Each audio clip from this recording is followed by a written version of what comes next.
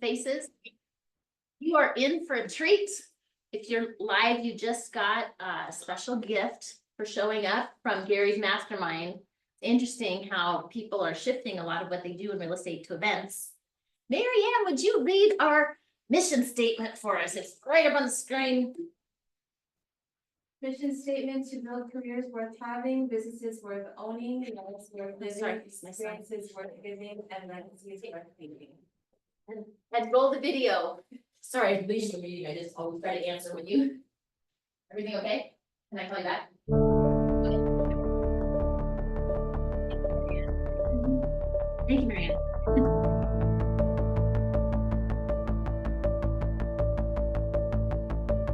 We are not normal people. Normal people wouldn't choose a career like this.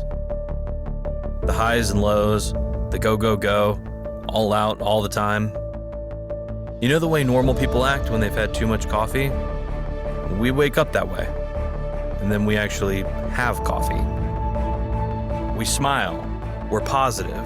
We're encouraging. We're full of energy and enthusiasm and never say die and onward to the next listing. And we'll find that perfect house. We'll find that perfect buyer. It's out there, it's out there, it's out there, I promise. Don't worry, I'm here for you. I'm here for you. Let's do an open house.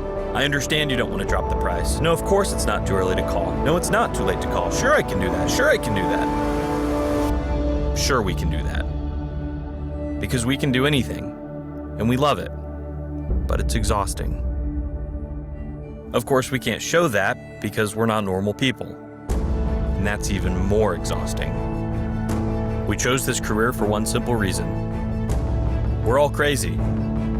We're the people that encourage normal people when the housing market is slow. We're the ones who keep their spirits up when they get down. We make them happy. Our success comes from their success. And that's what makes this crazy. Our success depends on things we can't always control. Sometimes the planets have to be in alignment. And make no mistake, we're out there moving those planets. We move heaven and earth for our clients.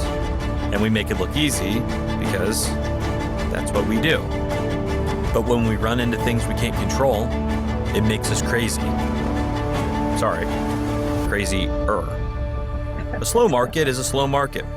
We charge the storm because we're KW. But the thing is it's gonna be wet.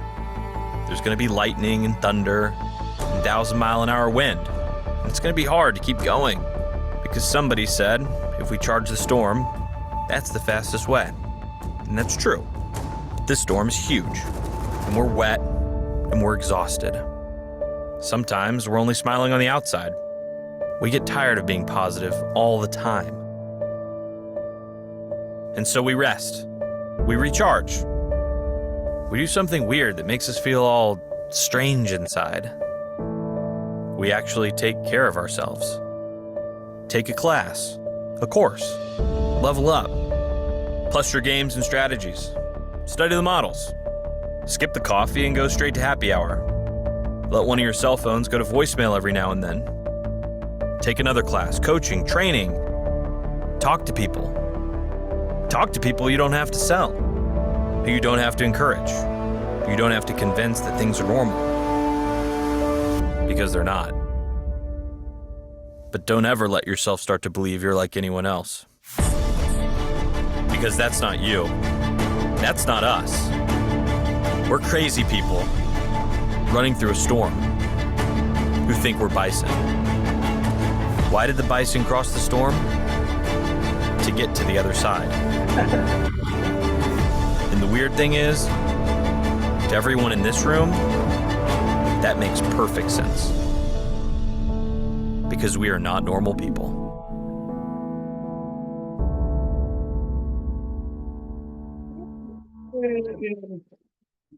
So I have a treat for you today. We just got back from Mega Camp and we have some agents who attended that are willing and ready to share everything they learned. So thank you guys for showing up and being willing to be on the panel. And anyone who's on the Zoom, please unmute yourself and participate. We would love to learn from all of you. And I don't know, Jason, if you win or not, you're welcome to participate as well. Okay, and we have a special award now. Golden Pineapple Award of special recognition and a thank you for participating in our panel. So when you use this, just know how much you're appreciated and valued and enjoyed here at KW. Yeah, so my first question is, why do you go? And what would you tell other people considering going in the future? So when you do kind of that, just know your love. Thank you. Yeah, Karen. It's kind of like that little juice that I need, not that I've ever done drugs, but just getting information is so helpful to learn from the best of the best that really help you to keep moving like the bison on into this tough storm we're facing. But it's not tough if you do the work, like Gary Keller said. Awesome. Thank you, Karen. Anybody else? I attend because it's one of my greatest resources for business is agent to agent connections. It always has been. It's my favorite thing to do is to build relationships with other agents. And because I've been with the company for 17 years, I have very in-depth relationships, and it's been amazing what MegaCamp has done for my business, and not just MegaCamp, but family reunion or any conference that I go to, which is why I always encourage newer agents, especially, is to attend conferences, become part of professional organizations or whatever community you belong to, because this is what's going to give you a solid foundation. Outside of your own personal sphere, agent to agent networks are extremely huge in this company especially, and they will honor that relationship if you take the time to do it. So I do time block all of my conferences. I used to go to 6 conferences a year over the last 10 years. I've narrowed down to 2 to 3, just because I like to do other things now. But it's a tremendous source of business. So honor it like they're your clients and treat them like your clients, and it will just flourish your business. Yeah. Thank you, Randy. The thing that's different about MegaCamp as compared to family reunion or anything else is it's mostly agents.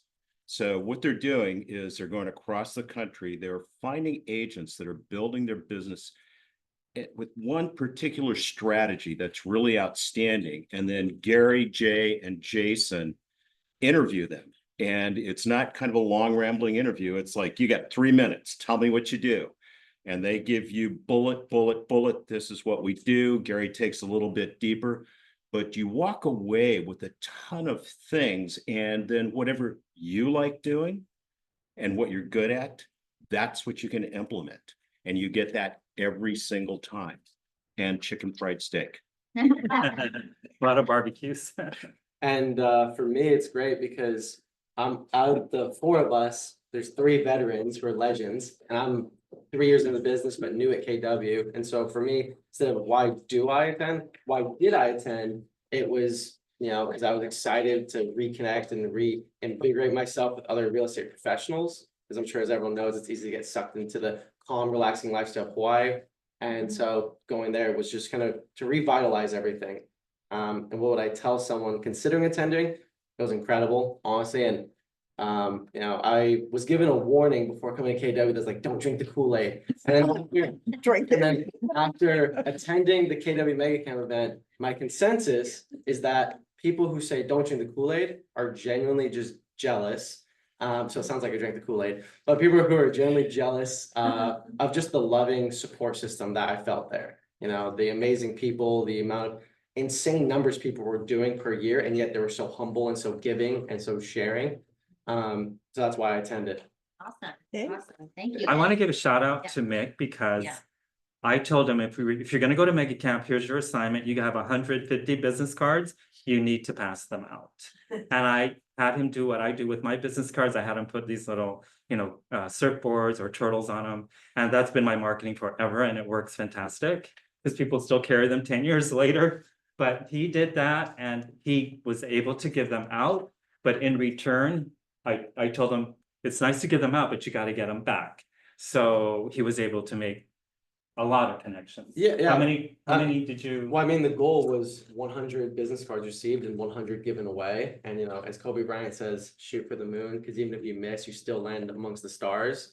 And so with that, I didn't get 100 given to me, but I got 84. And I didn't give away 100, I gave away 145. And so it was a great connect with a lot of people, and I've gotten a lot of messages since getting back, like, oh, I can't wait to visit Hawaii, you're my new referral partner, oh, I can't wait to like meet more of your friends and other realtors out there, and just good connects, and none of them felt fake. I've been to events, like I went to one in Palm Springs with the agency, God bless them, great brokerage, but at that event, it felt very sterile and kind of fake. And this one, there was so much like good stuff with like, you know, God, family, and then business was the message that they embodied. And I really enjoyed that personally. So, yeah. Thank you. I guys watched touched him. on He it. did well. Yeah. Thank you. Thank It you. was impressive to Thank watch. you. You guys touched on this a little bit. How do you prepare to go to something like this? What do you do? Pack really warm clothes. Yes. That hall was the coldest I've ever been in. Yeah. It was. Yeah. I don't really do a lot to prepare for mega camp because I know I'm going to sit through all of the panels and I'm going to take notes. The thing I do think about is, because we do a lot of 1031 exchanges, where in the country is there a good return on investment for a property? So I'm looking for people from Georgia, Ohio, the Oh, man. Carolinas, because when we do a seminar, which by the way is this week on the 22nd, that's one of the things we'll talk about is what's your return here and what's it going to be there. Connect with those agents so that we have a working relationship to start with. That's smart. And I'm interested in your biggest takeaway. I love that too. They actually make a book of one pagers of all the agents that are featured. So there's a playbook too. I'll be giving you guys one piece of that every meeting if you show up live. But what was your biggest takeaway from attending this year? Okay, I've got a good one. It's not as much business related as kind of something that Mick touched on. There was a girl that talked about starting a story, and she gave an example of, you know, this thing was going to sell for 99 cents and it was like some stupid horse. And she put this whole story behind it and somebody paid $104 for it. So the same is true with our properties. If we paint the picture and tell the story behind it, I got a lot out of that. And then the guy after him talked about what Mick was talking about, is Gary really cares about us. I feel like when he started out with him and Jay and Jason speaking to us directly about this new buyer rep and everything, he's really got our back and he really cares about us. And he cares about us in the way that he wants us to put spirituality first and then put personal first, because it's like taking the breath of air if you're on an airplane. And then he says, physical, you've got to go work out, you've got to eat right. And this one guy that we learned from, last time we were told a lot about protein. He told us a lot about protein. Probably most of us don't get enough and we've got to really focus on it. But he also talked about omega-3s and prioritizing physical activity and water, that if we don't drink enough, our brains shrink. So the fact that Gary cares about us enough to tell us, oh, and sleep's very important, and hugs. He even said a 20-second hug gives you the most, but don't be weird and start counting when you're giving hugs. Thank you, Karen. Anybody else? What was your biggest takeaway? Was that the Yeah. question? Oh, yeah. Definitely, there was a lot of big takeaways, but for me personally, one of the biggest ones was the communities within KW. Specifically, one that I'm joining is called Keller Williams Real Estate Planner. And just talking of the way Danny Hart from Oahu, him and his wife and their son, their whole team, there's a big group. They talked about completely changing the narrative of like, hey, let me sell, or hey, let me buy, to what's your future? Let me help you plan. And you're there as the selling agent or buying agent as a byproduct, but you're really giving them a service that's going to be a value add for the rest of their life. And you're essentially telling them, hey, I don't want to like sell you, or I don't want to be like a car salesman. Like, my job is to help you and your kids and your family protect, build, and transfer your wealth for the rest of your life. How's that sound? And it's a very different change. And that just blew my mind. And so we're setting up for that immediately. That was one big takeaway. The other was really a culmination of a lot of things that we don't have enough time for today, but it's basically listening to these agents for 3 days who have done way more volume than anyone I've ever heard of in just a year. Because the mainland, obviously, there's more houses and, you know, more people, so apparently it's more. but like the lessons they were sharing and the knowledge they were giving for free was just stupid. It was insane. Like stuff that they're telling their actual clients before listings, pre-pitches, how they get the sale, how they close the sale, how they nurture clients for the next 50 years, like everything. There was no secrets. So I think that's the funny thing is like there are secrets, but there actually are none because they share everything there. So those are kind of my two biggest takeaways, was those two big things. Anybody else? Yeah, my takeaway is always the same thing year after year, is that I don't know everything, and every time I go there, I'm blown away by the massive amount of information and the massive amount of smart people in this company, and how incredible that we can learn from them and that they're willing to share. Because like when they do these panels, and by the way, I went to Mega Camp last year, but I didn't register because I'm very purposeful about why I'm there, and it's so exhausting. I only did it because Mick was coming with it. I was like, okay, I got to go to everything this time. But normally I just go there to network and meet with certain people because that's my business. But this time I'm really glad I went because it did reawaken the importance to continually learn from the biggest minds in the industry.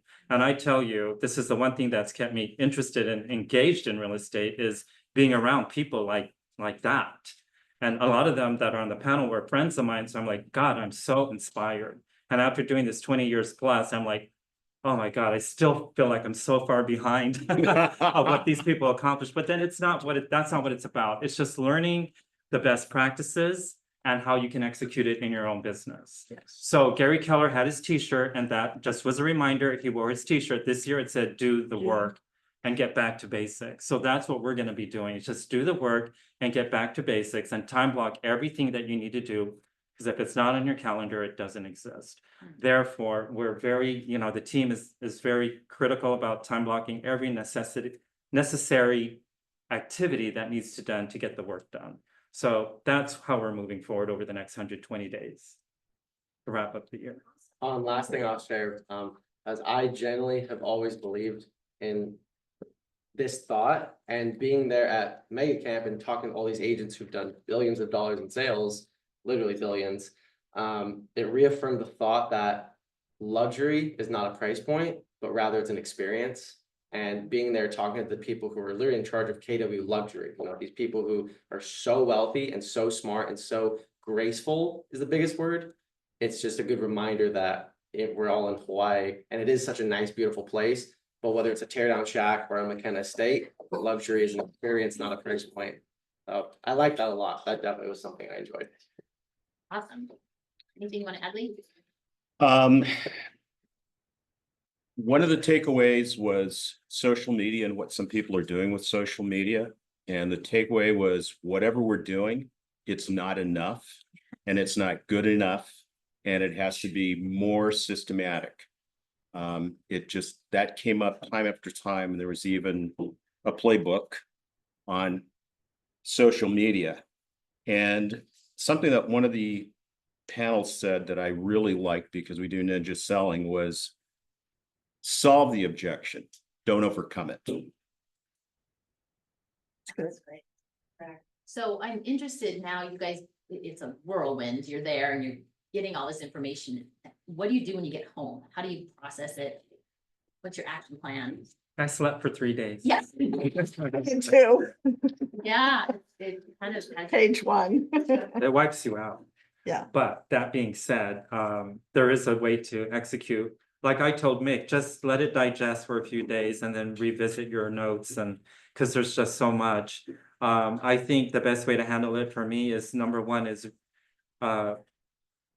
look at because when you meet new people, you don't need to connect with everybody right away, but there's just going to be at least 3 to 5 people that you're like, okay, this is a really important relationship I need to build. So that's one of the things, is just picking 3 to 5 people that I've met that were more deeper conversations that I had with these people, and continuing that conversation. And also, again, there's social media, there's operational things I got to learn. So I'm just trying to pick one that I can actually execute, because there's just too much. I think that's exactly it. Is my one word is implement. Mhm. So if you're going to go there and learn all this stuff, if you let it do this, like a lot of us do, like Randy just said, pick your favorite thing or what you're best at or what you feel you need the most or any of the above and do it. Like Gary said, just do it. Get back to the basics and get moving. So we always take all the cards we picked up. Our system puts them into our database and we send an email out to all of them. But Jay Papazan told a story about his wife, Wendy, who has a big team. And the first family reunion or mega camp that she went to, she wrote personal notes to everybody who sent her a card or everybody who she got a card from. And he said, and then she would go out to the mailbox every day, Oh, expecting that other people were going to send her thank you notes back. He said one person did. So if you want to cement that relationship, what we do is sending them an email afterwards and putting them in our drip and all that's good. But there's nothing as good as writing a personal note. So It'll be on her desk, Very right, good. for a long time. yeah. You guys have any questions for the panel? Anybody on Zoom land? All right, well, let's give them a round of applause. Feel free to stay where you are or sit where you like. So how open-minded are you to attending mega camp in the future? Maybe Zora. Just Oh, one? I'm going.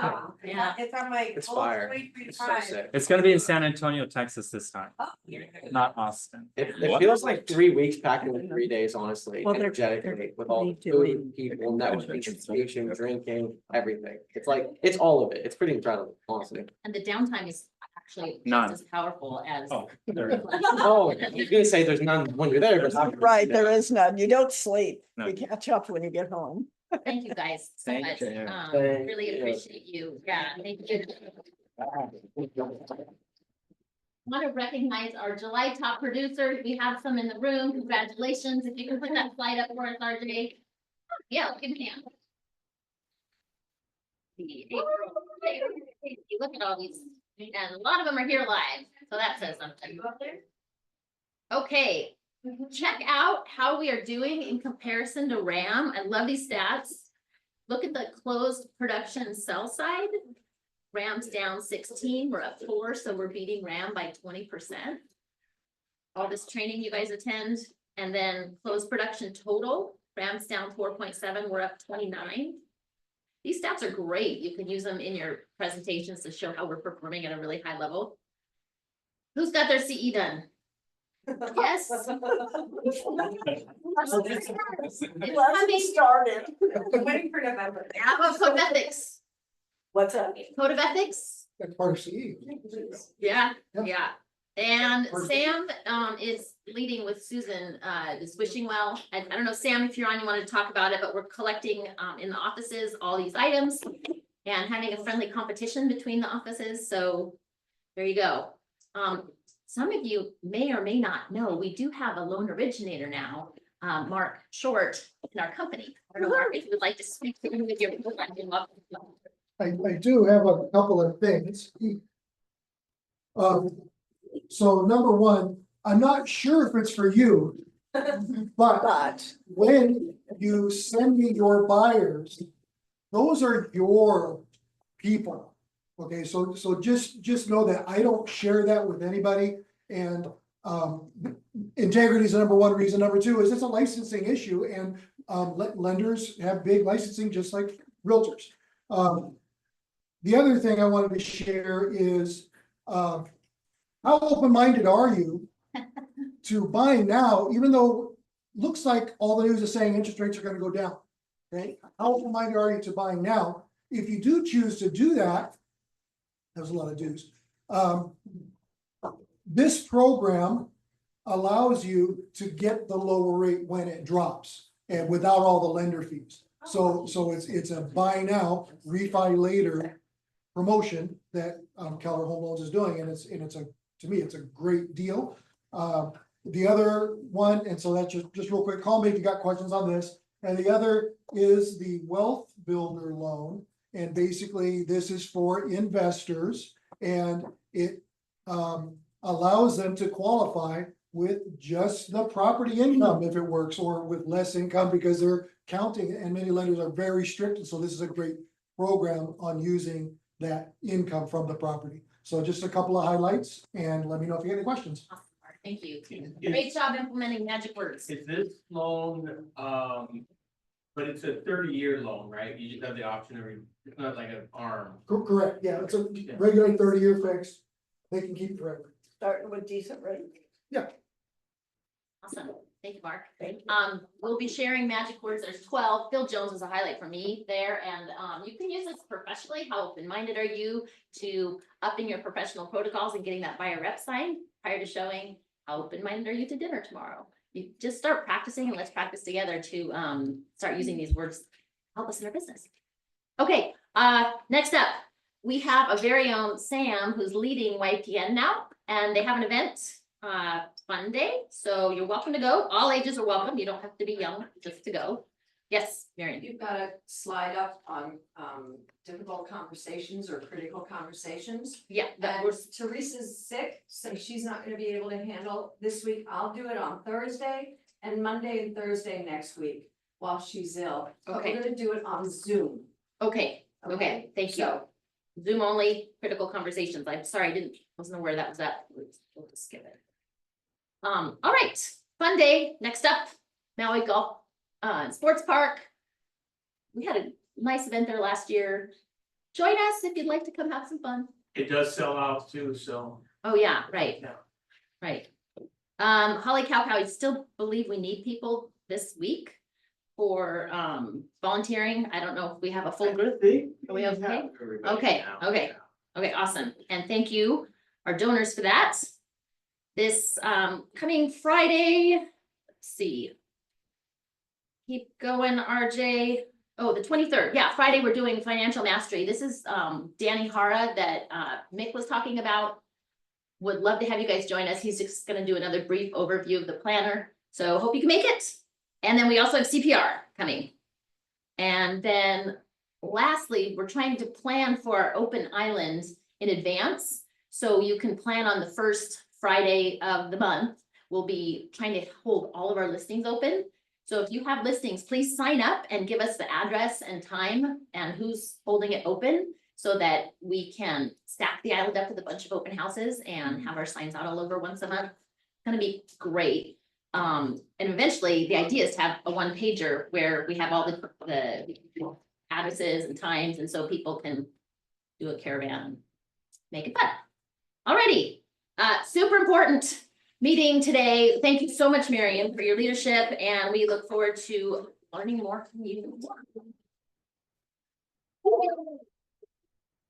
hi, everybody. So I'm gonna talk about a couple of things this morning. I'm gonna talk about our compensation paragraphs that have all changed in the listing agreement, in the buyer rep agreement, and in the purchase contract, right? So I'm just gonna go over those and review with you also what our pre-fills are at this point and why, and what you can do with those.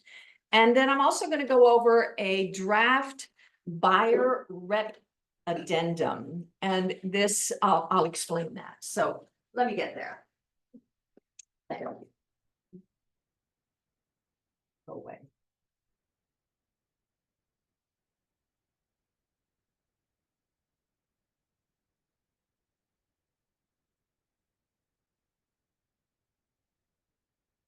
All right. This is, can you all see that? Yes.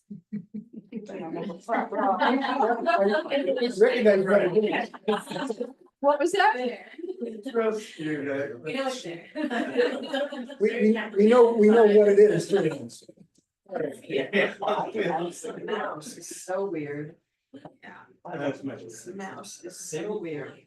This new tech mouse that doesn't have Oh, a you know what? scroll bar, but you can. It's like a combo trackpad and mouse at the same But time, if right? you close that little X, the thing will. get Yeah, big. that's a good idea. Click there.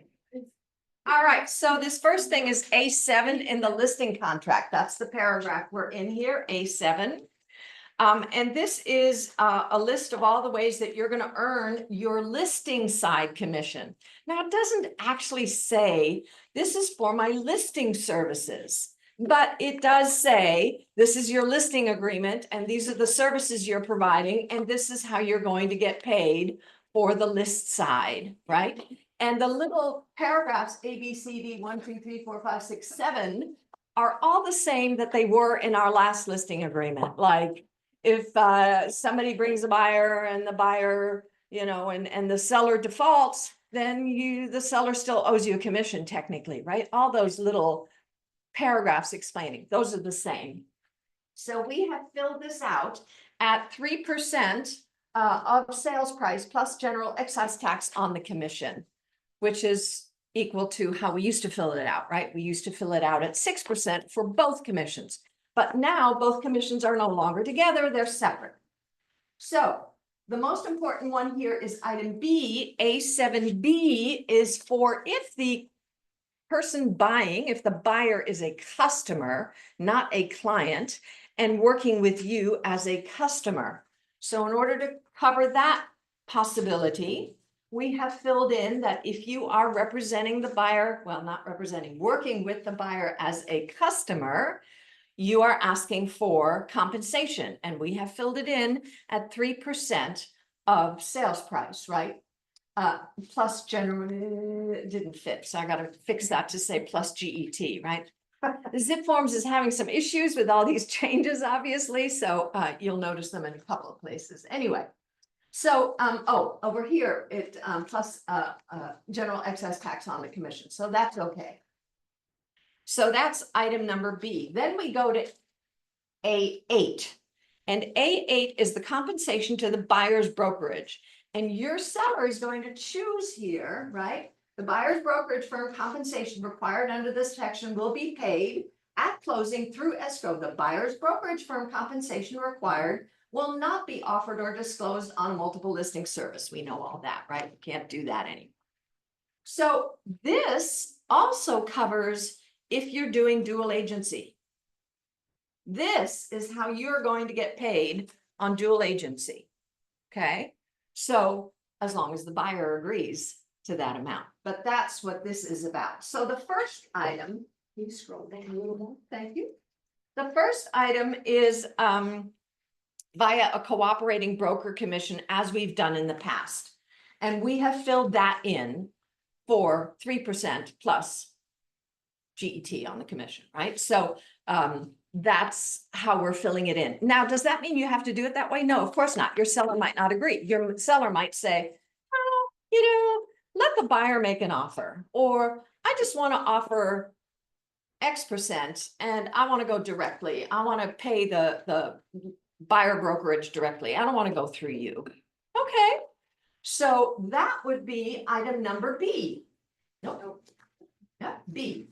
An offer of compensation will be made by the seller in the amount of, whatever it is, 3%, to any brokerage firm representing a buyer of the property. Right? So they can choose not to go through cooperating broker. Now, there are some people who are saying, ultimately, A is going to go away.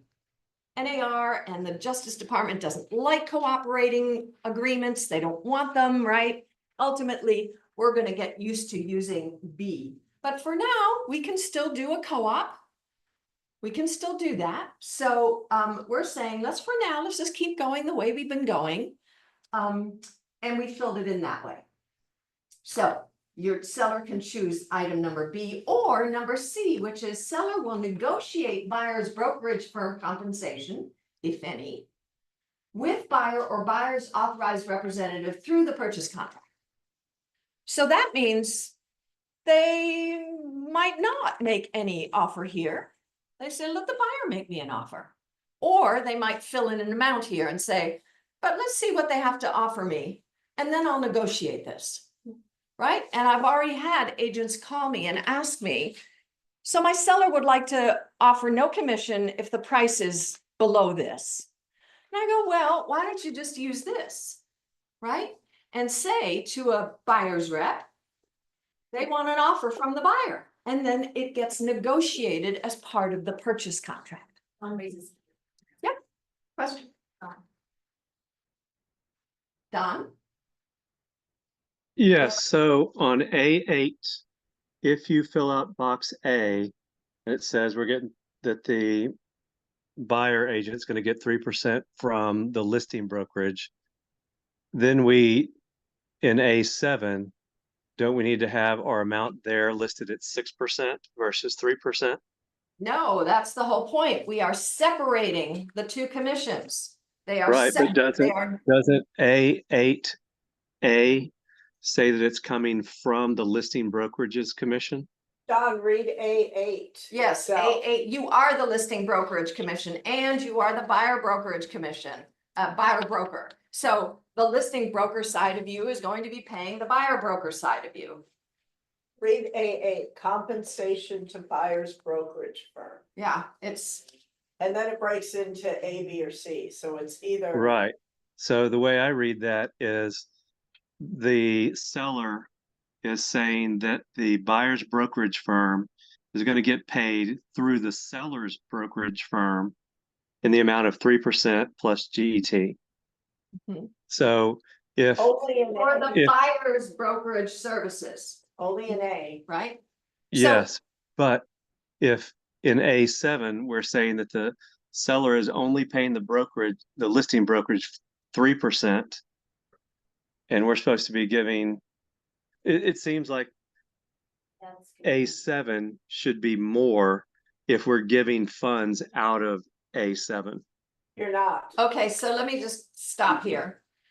I would urge you to read the two paragraphs sequentially, very slowly and carefully. And you'll see that there is no buyer broker compensation in A7, none. So if you are the Right. buyer's broker, the only way you get paid is through A8. So may I ask you just take some time and review those again and call myself or Keone or your broker and discuss that further.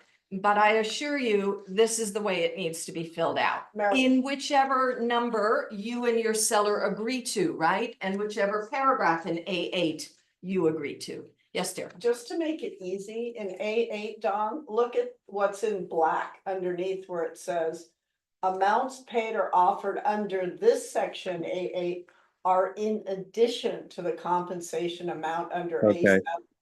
Yeah, I'm watching this, I'm reading this on my phone. That was really small. I couldn't read that. That's not a good idea. I Very tell all easy. of you, do not do your contracts on your phones. Well, I'm doing the All right. Zoom on my phone. Don's sick. Don, I hope you're feeling better. Oh, my goodness. I'm sorry to hear that, Don. Get well. All right, so I'm gonna move on. We're gonna scroll forward. Marion? Yes. I have a quick Yeah. question. What's the main difference between A and B? Oh, A and B, you mean Yeah, over under here, A and B, A. okay. So A is the commission is going to go through the listing brokerage. It's a cooperating brokers agreement. And ultimately, when you get a purchase contract under that agreement, you will be using a co-op agreement, just like we have today. B says, I don't want you involved. I'm going to negotiate directly through the purchase contract with the buyer and the buyer brokerage. So the seller will be making a payment directly to the buyer brokerage. But the seller won't be talking to the buyer's rep They'll be talking to them through the purchase contract. through their agent. That's correct. It's all still gonna go through. Yeah, it's still going to go through. It's- That's right. Agent Ultimate to payment agent. goes through escrow and gets charged to the seller, which is what it does now. It just doesn't go through the listing brokerage, It may evolve. right? It may evolve. Yeah. Yeah, yeah, and it's weird. Maybe this is a later question. I've been getting a lot of different answers on when we can ask what the seller's offering.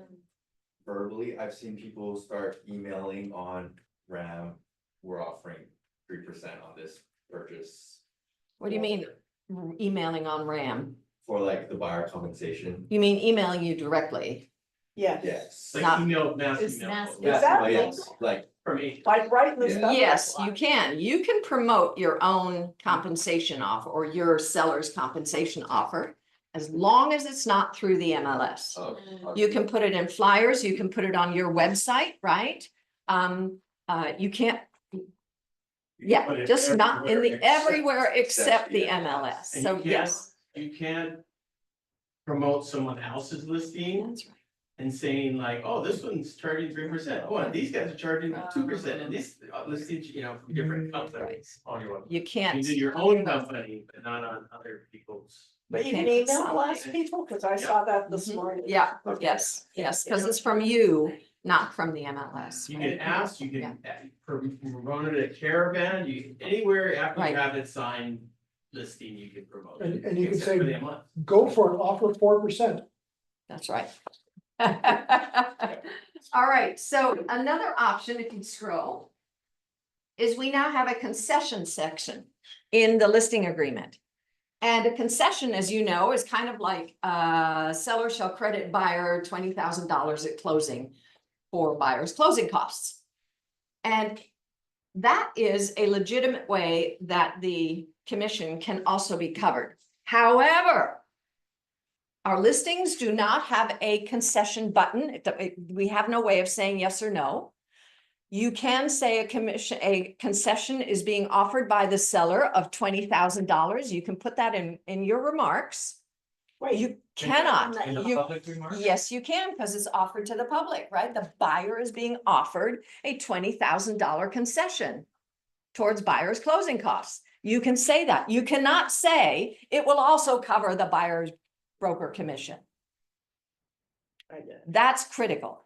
So because this whole listing thing is all about not including commission information, right?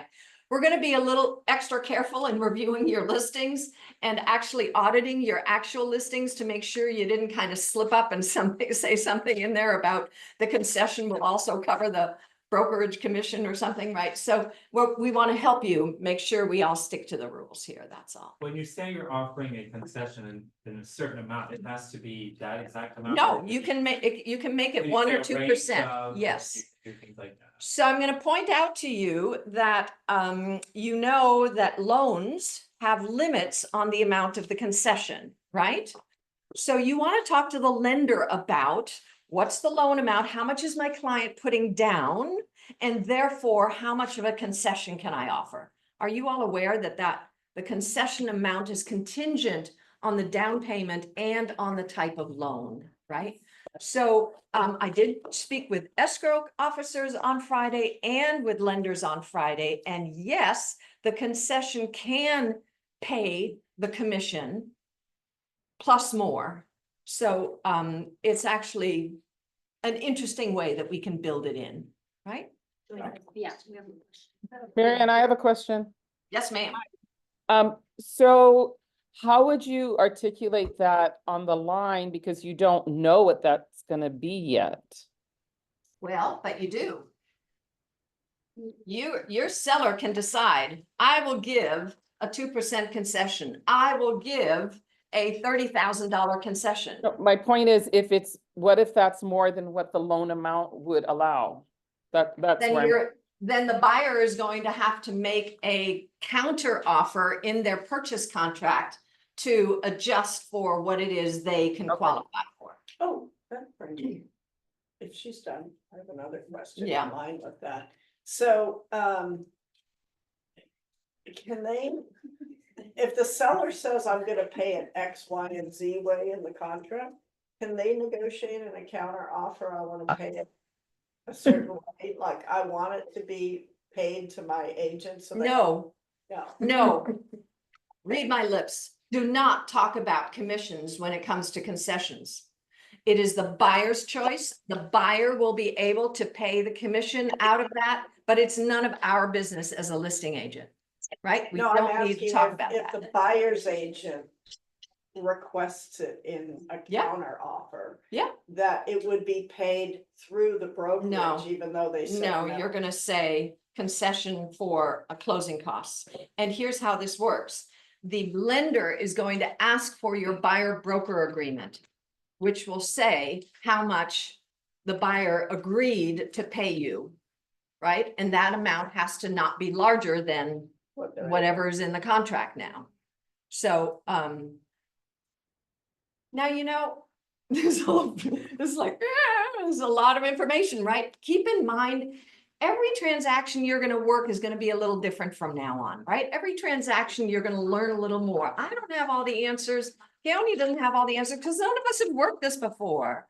So we're just doing our best to try to, anticipate, right? Yes, Mary. And so we can do the realtor remarks or the public remarks? Yeah, Doesn't matter. yeah, you can, Well- because it's an offer to the public. It's an offer to a buyer, this concession. Yeah. And we can be ambiguous. Oh, you do. You can just say, yes, a concession, seller is offering a concession, period. Yes. Yeah. Yes. Is there any verbiage about the seller amending this section at any time? While we're still amending how much they decide to offer and compensation? A contract can always be amended by either party, so yes, you have a change form and I haven't looked at a change form recently, I need to go do that. To make sure that a change form allows for changes in these areas, right? We need to adjust our change forms. Yeah, but yes, you can. All right, I'm gonna move on because we have a lot, right? The next portion that I want to cover with you is the buyer rep agreement. Let's see here if I can get to Real change.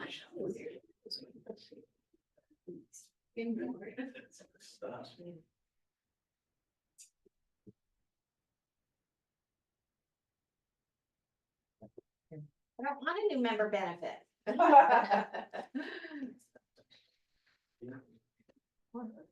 Okay, here's our buyer representation contract. All right, and here is our compensation. There we go. So the buyer's compensation is pretty straightforward. It says total compensation buyer guarantees. It's gonna be a tough word, right? Wow. Guarantees. The buyer's brokerage firm, total compensation of, and we filled it in at 3% of sales price plus general excise tax on the commission. And then we go into our 90-day. I was spaced out, what's it called? Yeah, protection clause, right? So that's all it says in the buyer broker agreement. And there is so much more to what happens with the buyer, right? What the buyer has to understand. So we have drafted, and we're still finalizing that draft. Nope, that's not it. No, that one.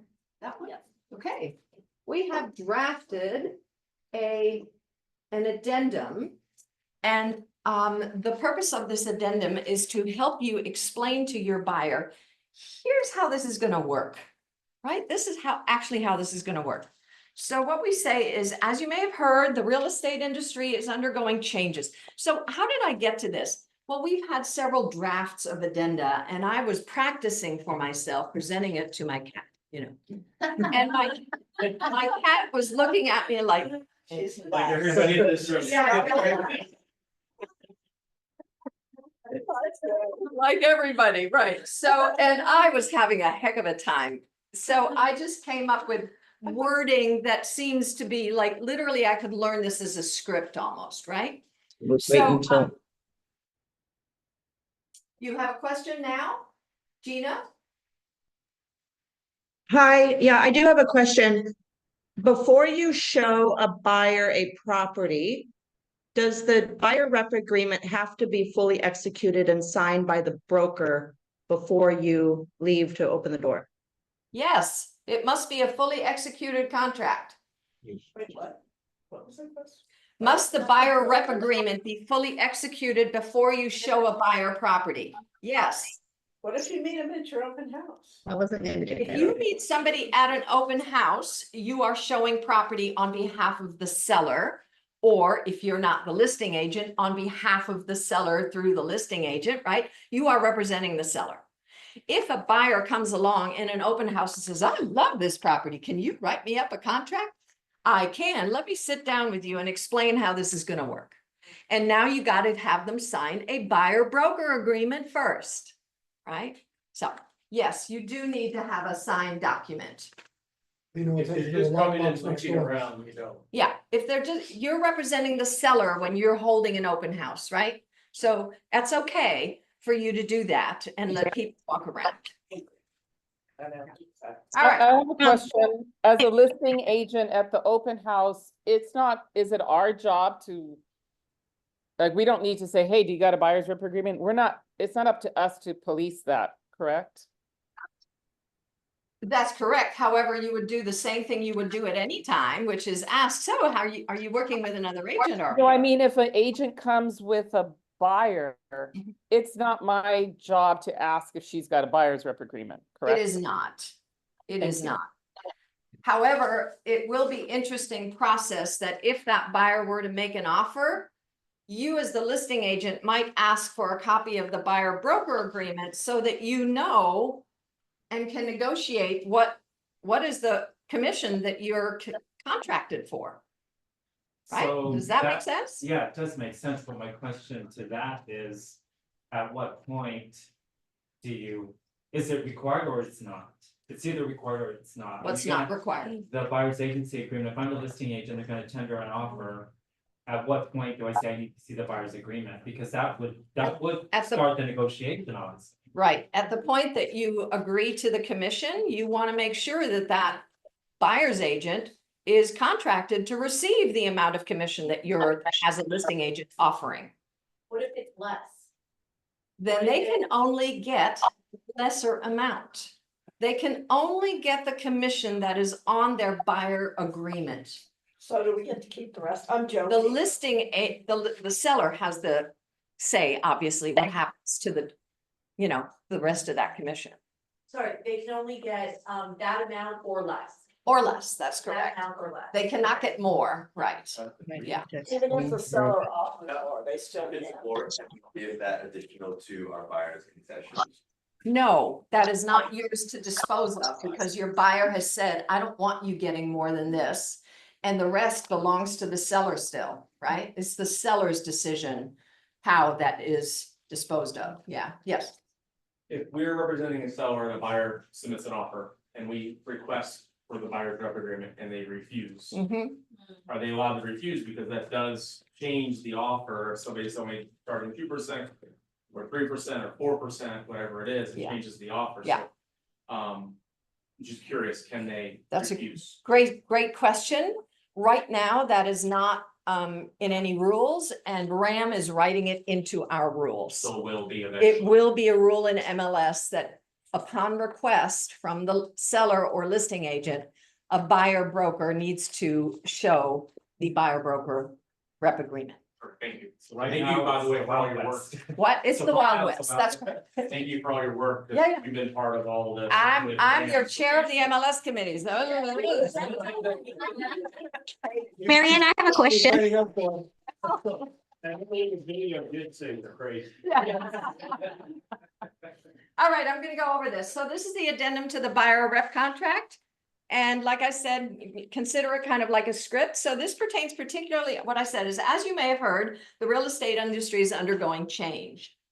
This pertains particularly to the way in which agents and brokerages who represent buyers are compensated. It's our intention to be as clear as possible in helping you understand the changes and how they impact you. So in bold letters, buyers now negotiate the compensation terms to be paid to their buyer brokerage. That is one of the purposes of the buyer representation agreement that I'm asking you to sign here that we're talking about, right? You will set the commission earned by your agent and brokerage or by me and Keller Williams. You're going to set that commission. That is no longer set by the seller. Sellers, however, now have numerous options to address buyer broker compensation. So commissions have always been negotiable and compensation terms will now be fully transparent to buyers and sellers. Here are the choices the seller has. Either, number one, commission sharing as it was done in the past. The seller contracts with the listing brokerage to offer a cooperating commission to the buyer's brokerage, not to exceed an amount agreed to by the buyer. Hear that? Not to exceed an amount agreed to, right? Yeah. So that's the first option. Next, seller may offer to pay the buyer brokerage directly and will offer an amount. The buyers can agree to the amount or negotiate through the purchase contract. Next item. Some sellers may ask the buyer to make an offer. Like you could fill out in the listing contract, you could fill out that third option and say, you make me an offer. You make me an offer. I'll pay you something, but you make me an offer. They could do that. So some sellers may ask the buyer to make an offer in the purchase contract as to the compensation to be paid the buyer broker, and that amount can be negotiated. And the final one is that the sellers will not take any part in paying the buyer brokerage. Ew, right? So this is new territory. So our job is to make all listings available to you, and we will advise you about the compensation to buyer brokerage offered by any sellers. In any event, we will attempt to negotiate with you and on your behalf so that the payment of the buyer's commission, buyer broker commission, is included in the purchase price of any offer that you make. Right? That would be to your advantage, and that would be best for you. Then it gets built into your closing costs, etc. If that is not possible, in other words, if a seller will not entertain paying a commission to a buyer broker, we want to be upfront to address any concerns you may have in paying for the buyer commission. If you do not have the funds to pay for the buyer brokerage fee, for instance, you may opt to view only those properties where the sellers, thank you, where the sellers are providing inclusion of the buyer's broker commission. You can opt to only see those properties. We cannot and we will not exclude any of those listings for that reason, unless you specifically tell us to, right? In other words, if a seller is not willing to include a buyer broker commission, the question is, how will you deal with that? If you were to find a house that you love and that now doesn't have the buyer broker commission built in, and you and I have a contract, right? So please advise me how you wish to handle the payment of the buyer's commission. Do you wish to, you can check, pay directly, right? Directly paid by you at closing, or no, through the seller or listing agent. I'm not paying you directly. I don't have that kind of money, right? And then the third option is show me only those properties that include the buyer broker commission. And I bet you people are going to say, well, no, can we just see all of them? And maybe we can make an offer and maybe we can convince them to pay some sort of a commission, like through concessions. And you can say, yeah, let's give it a try. However, if we try and we fail, you still owe me my commission. So that's what I want to be clear about. Right? Make sense? Okay. So it's our goal to be transparent and clear as possible to assist you in making your decisions, and we look forward to assisting you. And you have them sign, and you have your broker sign.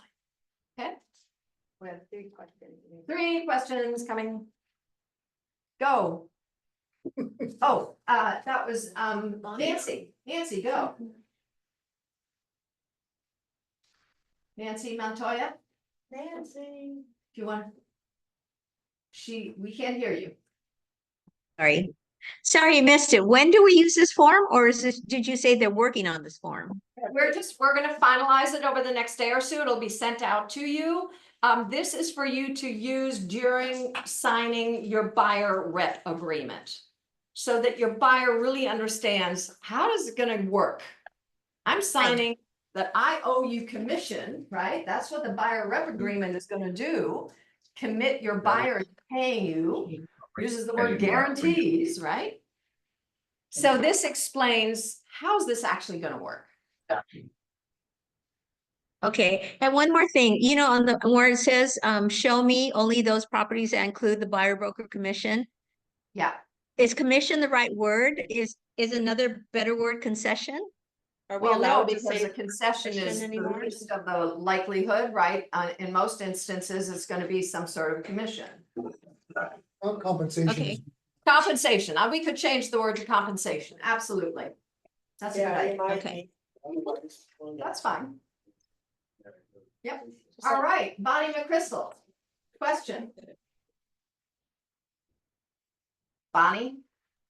Going I once? had to find the unmute button.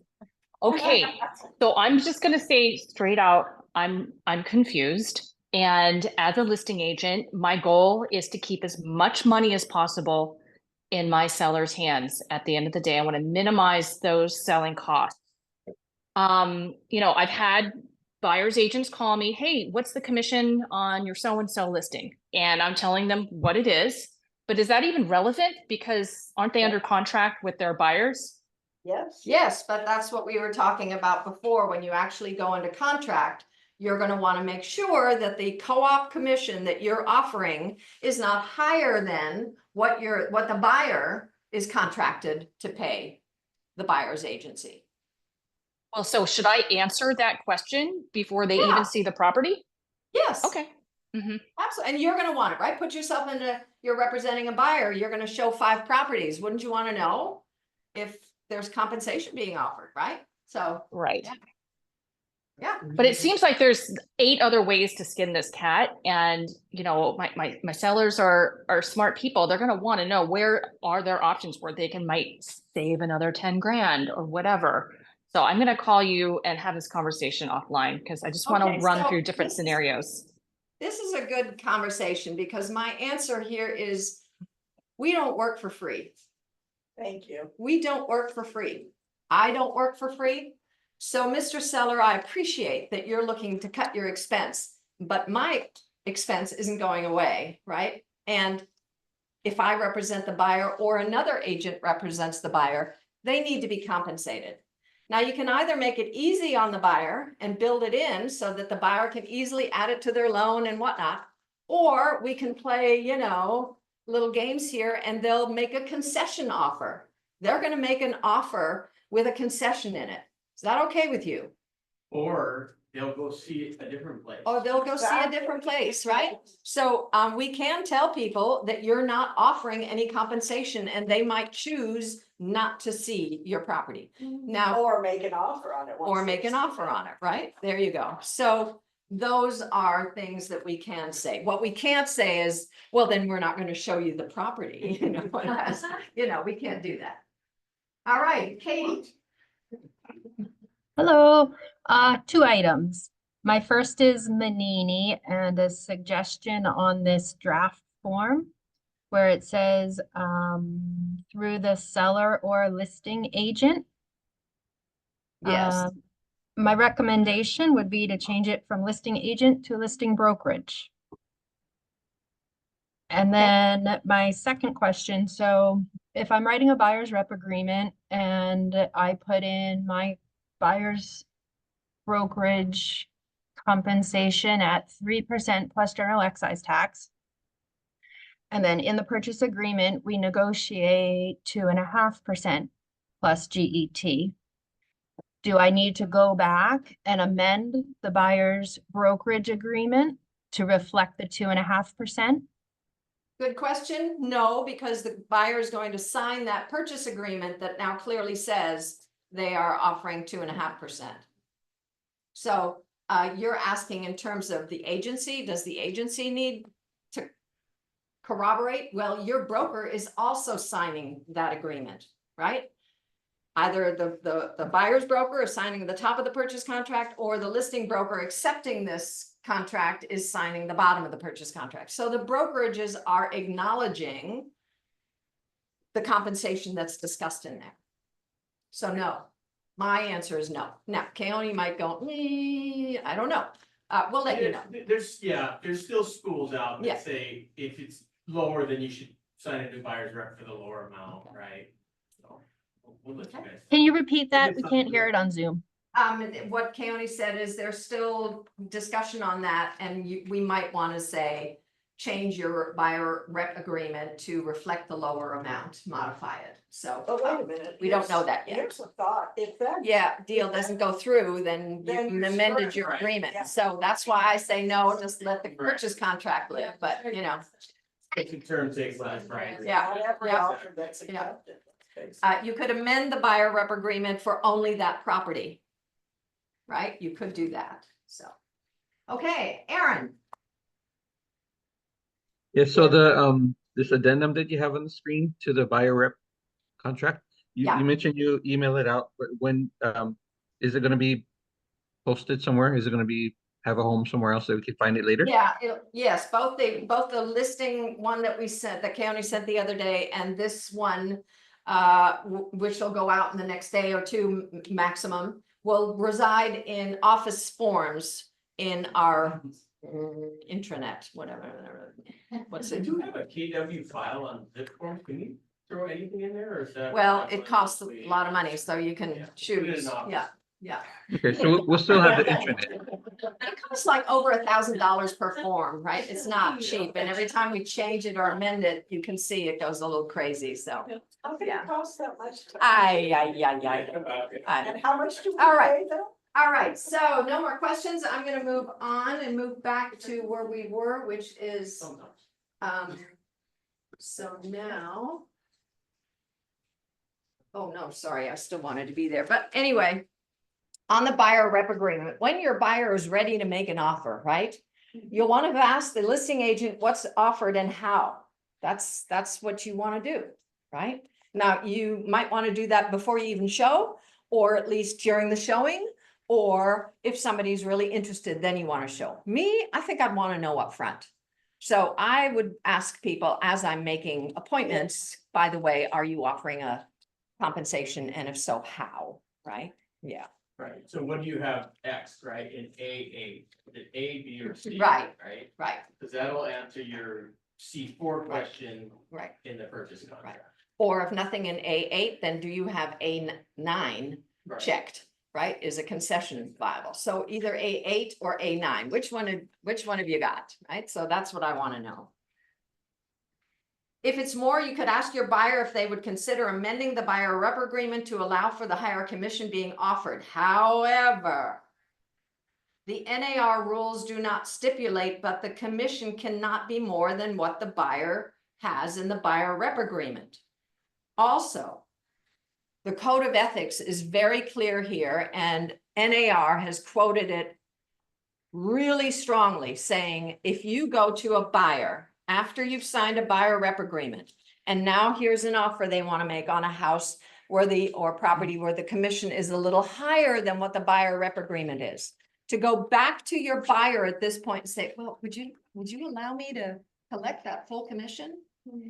Is not in your buyer's best interest. You are now putting your interests before the buyer's, right? And that means code of ethics violation. So the answer is don't do it. Don't go there. You agreed to do this job for an amount in the buyer broker agreement. Stick to that, honor it. And the fact that you're selling them a property that offered a higher commission, well, too bad. On we go, right? So that's the answer to that. Okay, I've got a question. Oh, in dear. line with that. Well, say that you put 3 pineapples in as your, Well, we can talk commissions here. okay, Yeah, 3 commit, whatever. Percentages, Yeah, yeah. thank you. And then they only offer 2.5. Mhm. You can negotiate down with your buyer and change your agreement to agree to that, or do you get them to pay you? I'm the sorry, difference? which way was it? Who's offering 3 and 2? So 3 is what the buyer's offering. 3 is on your buyer rep agreement. Yeah. And the commission on the listing side is 2.5, Compensation, 2.5. compensates 2.5%. Right. So your question is, Well, I guess it's a twofold question. Can your buyer negotiate with the seller to get the extra 0.5%?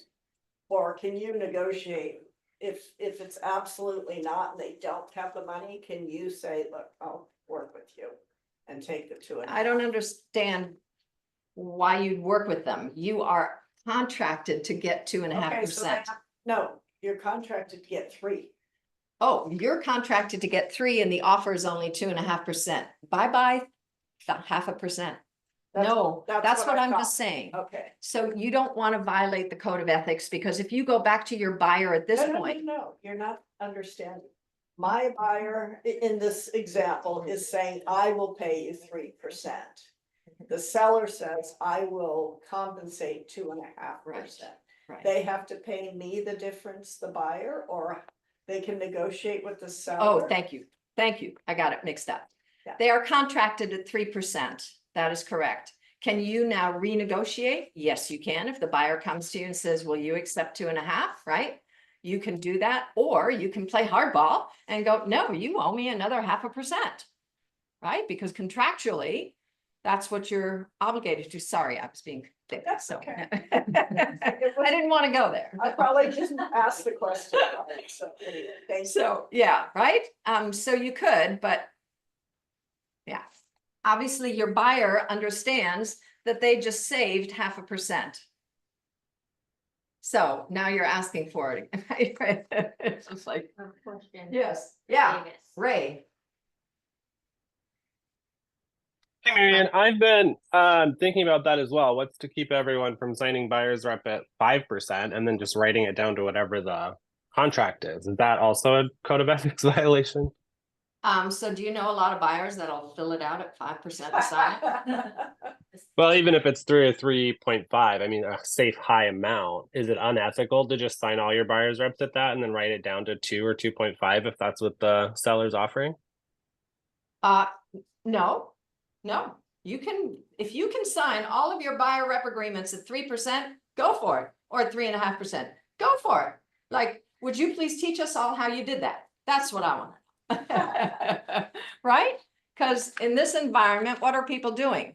Lowering. Yes, they're smelling this opportunity to negotiate, right? Which is part of what the Justice Department intended. So, yeah. But they pay it anyway. It's such ridiculous. But anyway, I'm not gonna. Well, they don't. If they're contracted for 3, but they're 2.5, right? They just saved 0.5%. So that's how Their buyers. money always pays. the Their money is commission, but always we're paid not for going commission. there. That's correct. Absolutely. Yes. All right. Where were we? I need to go to, we covered that. Purchase. And it seems like a lot of stuff, but once you get into it, Yeah. this is gonna be like second nature to you guys. Scroll to the next page. Don't. There we go. There we go. So, in the purchase contract, first of all, C2 has an additional line. C2 is the amount you're offering for the offer, right? Little additional line there. I guess people are having 2 additional lenders, like maybe the seller and a home equity line or something like that, right? So there are now 2 lines here. And after that, our contract now says C3, seller concession to buyer. Oh, wow. So if somebody says to you, my seller will do a concession of blah, blah, blah amount, you can fill it in right here, right? Or if the seller isn't making any offer, you could fill this in. You could say, let's use a concession. Yes. Question, what if they offer 2.5% and you're contracted with your buyer at 3%? Can your buyer request 3% right there? You know, for whatever you want. I don't see why not. Thank you. I don't see why not, as long as you're being upfront with your buyer No, that you're no, totally. increasing. Yeah. Right, going up to their 3%. Yep. All right, and the next option is C4. Oh, I just wanted to state here, you cannot say here when you fill in a $30,000 concession that this will include payment of the commission to the buyer broker. Okay, don't say that. Just if you want to say anything, it's to cover buyer's closing cost. Okay, do not talk about compensation here. Now, this is not in the MLS, but we just don't want to go there. It's not clear. If it turns out we can, fine, but right now, you don't even need to. 3% towards closing costs, then is what you would put in there? 3% towards buyer's closing cost, yeah. Buyer's closing Yeah. entry fee, right? It even says it, yeah. Thank Yeah. you. All right, and then C4 is seller will pay buyer's brokerage through escrow at closing. This is not a co-op. This is the seller making a relationship with us directly, right? This is when the seller has opted for either 8A, 8B, or C. In the listing contract. Had a different number there. Which state that the seller will pay the buyer brokerage directly, or the seller will negotiate with either provided an amount, or the buyer can make an offer, right? When they filled in their listing contract, B or C, items B or C, this is what we use. Yes, ma'am. Any value to asking for that page of the listing agreement when we're writing the purchase contract as the buyer's agent, just as the listing agent asking us for a copy of our buyer's rep agreement? I don't think so. You just ask them. Yeah. They should just tell you, right? They should just tell you, right? The whole point is that we're telling each other what our sellers are offering. Sell on this thing. They might say no also. Yeah. Between their brokerage and the seller. I wouldn't give somebody my list. So can you scroll all the way to page 11? Just drag it down, might be easier. Right. A little more.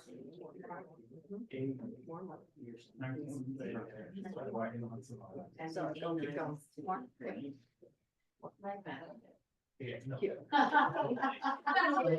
There we go. So. One more thing, in the event that you're getting a co-op. Notice that the compensation is mentioned in the purchase contract, except when it's a co-op.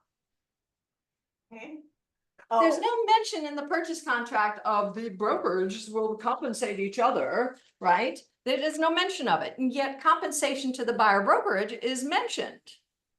So we need to make very sure we get a co-op signed. I want to stress here that the MLS rules have changed.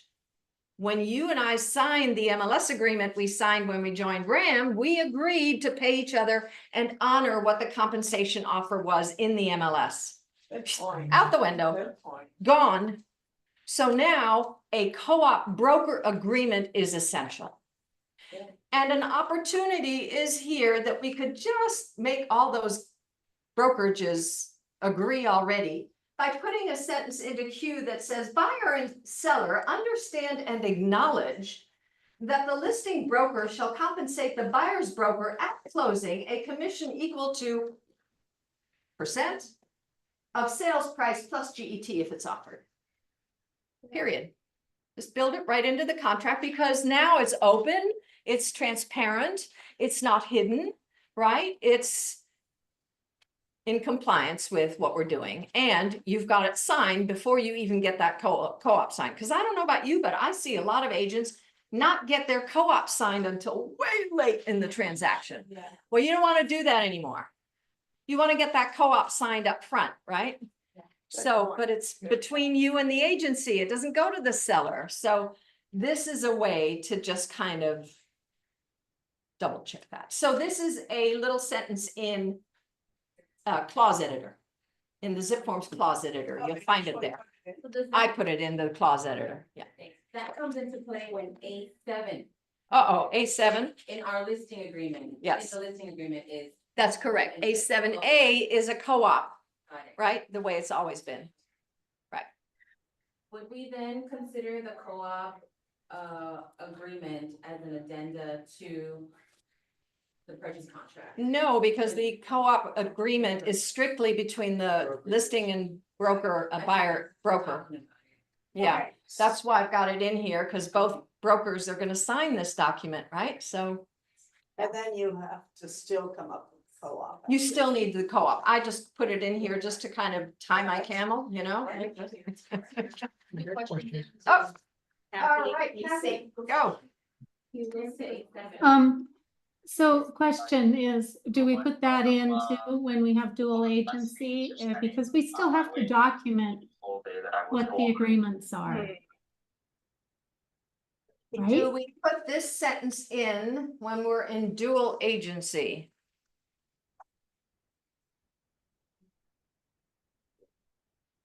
Huh, good question.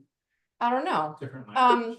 Yeah, it would be different language in this dual You agency still have to relationship, acknowledge that right? It's a dual agency. Yeah, you can say that and that the agency will be compensated X% for the buyer's services. Question. So should we now have a new dual agency or an amendment or addendum to go with the dual? I hope not, but we need to read, there's a lot of forms that got changed, right? A lot of forms got changed to add things to them, so we need to read our other forms. Stay tuned for the next couple of huddles and we'll keep updating you, right? Yes. We just wanted to deal with the most critical ones today. Thank you. Yes. In the buyer's rep contract, it says that the buyer is responsible for paying 3% plus blah, blah, blah.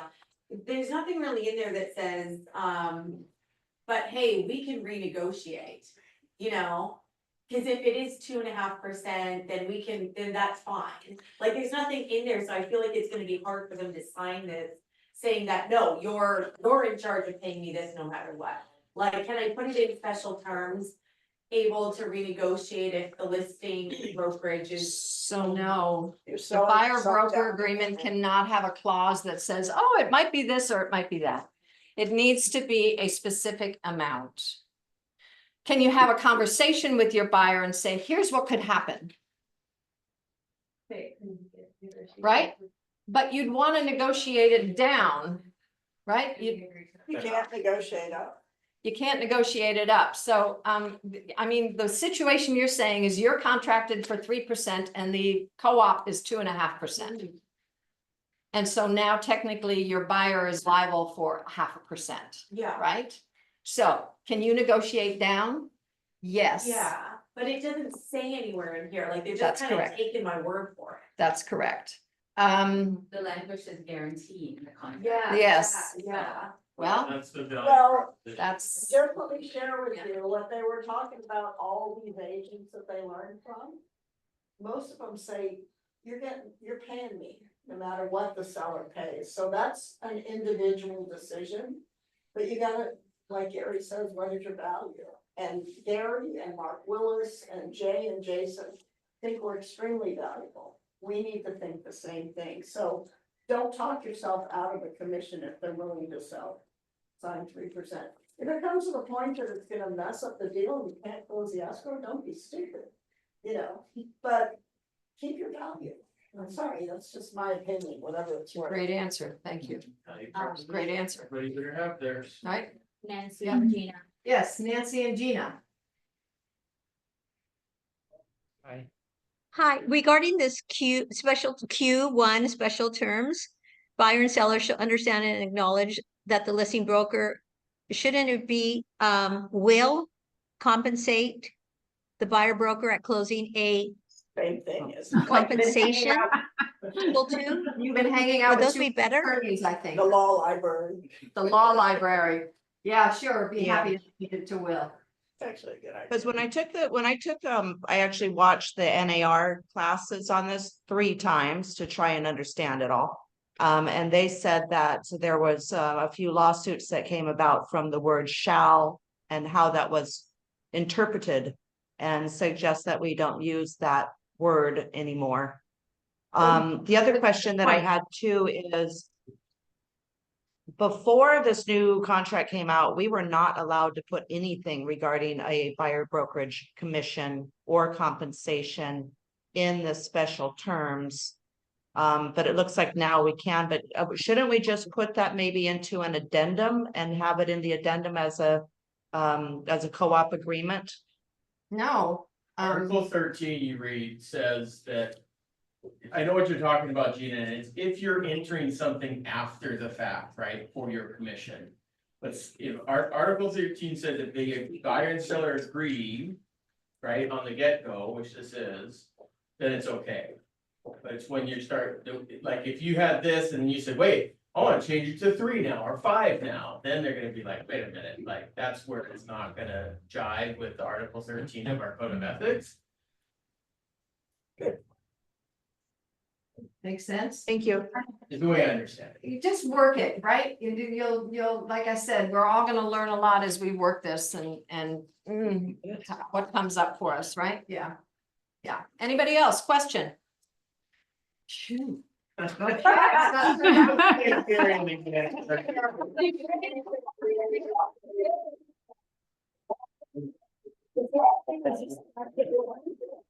Is this an extra? Okay, I'm gonna sign everybody off.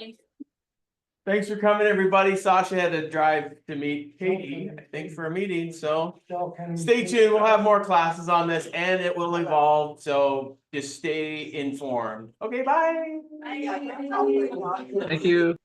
Can you call me back?